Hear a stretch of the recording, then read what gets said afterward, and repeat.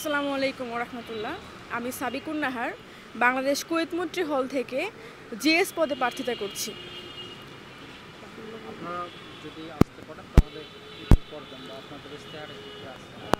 আমার ইশতেহারের মধ্যে আমি যে জিনিসগুলো ফোকাস করেছি যে আমাদের যে 5টা হল রয়েছে, ঢাবির 5টা হলের মধ্যে বাংলাদেশ কুয়েত মৈত্রী হল অনেক ছোট এবং এখানে অনেক সমস্যা। কারণ হচ্ছে প্রথমত হচ্ছে সিট সংকট এবং জলাবদ্ধতার সৃষ্টি।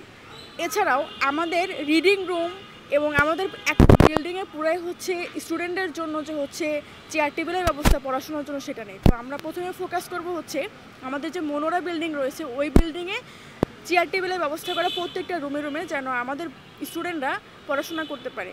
এবং দ্বিতীয়ত হচ্ছে আমাদের জলাবদ্ধতা দূর করার জন্য সিটি কর্পোরেশন প্লাস হচ্ছে প্রশাসনের সাথে সমন্বয় করে আমরা দৃঢ় পদক্ষেপ নেব, যেন অল্প একটু বৃষ্টিতে যেন বন্যা চলে না আসে এবং আমাদের যে একটা ধকল সহ্য করতে হয় এটা যেন করতে না হয়। এছাড়া হচ্ছে আরেকটা বিষয় বলতে চাই, আমাদের ফার্স্ট ইয়ার যারা রয়েছে আর কি, তারা আমার প্রায় অর্ধশত শিক্ষার্থীর সঙ্গে কথা হয়েছে।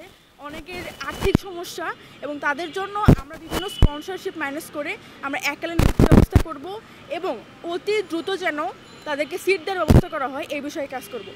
এছাড়াও আমাদের হলে আরও অন্যান্য যে সমস্যাগুলো রয়েছে, আমার বিগত 1 বছর হলে কাজ করার সুযোগ হয়েছিল।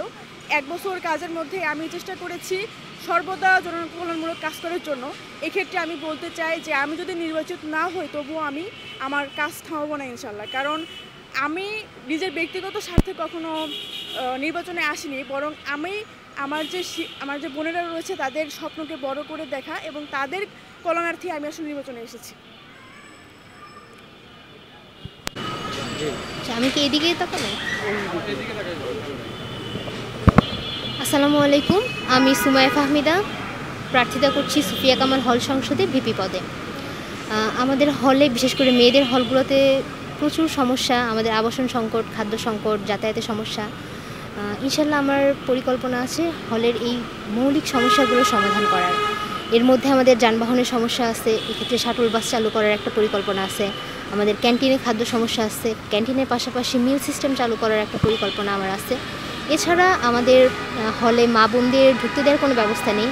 এছাড়া আমাদের যে অনাবাসিক আপুরা আছে তাদেরও হলে কোনো প্রবেশাধিকার নেই বা রাত্রি যাপনের কোনো ব্যবস্থা নেই। এ ব্যাপারে ইনশাল্লাহ আমাদের কিছু পরিকল্পনা রয়েছে। এছাড়া হলের পড়ার পরিবেশকে আরও একটু ভালো করার জন্য আমাদের হলে একটি কম্পিউটার ল্যাব প্রতিষ্ঠা, প্রত্যেকটা ফ্লোরে একাডেমিক একটা এনভায়রনমেন্ট তৈরির জন্য রিডিং জোন প্রতিষ্ঠা, এই জিনিসগুলো আমাদের পরিকল্পনার মধ্যে রয়েছে। আমার চেষ্টা থাকবে আমার সকল কর্মপদ্ধতি এবং সকল কর্মকাণ্ড স্বচ্ছতা এবং জবাবদিহিতার আন্ডারে করা। আমি আমার হলের যে আপুরা আছে তাদের কাছে আমার দায়িত্ব নিয়ে দায়বদ্ধ থাকব।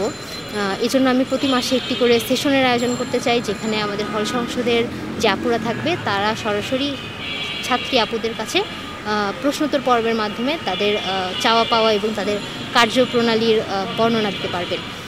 এবং এই স্বচ্ছতা এবং জবাবদিহিতার মাধ্যমে আমাদের হলে একটি মেলবন্ধনপূর্ণ একটি পরিবেশ স্থাপন হবে বলে আমি মনে করি। এছাড়া আমাদের হলে যারা সিট দেওয়া হয়, সিট দেওয়ার ক্ষেত্রে আর্থিক অবস্থার বিষয়টি বিবেচনা করে তাদেরকে অগ্রাধিকার দেওয়ার বিষয়টি আমাদের মাথায় আছে। এছাড়া আমি চেষ্টা করব ইনশাল্লাহ হলে যে ছোটো ছোটো যে সমস্যাগুলো আছে, যেটা 1 বছর মেয়াদে সমাধান করা সম্ভব, এই সমস্যাগুলোর দ্রুত সমাধান করা।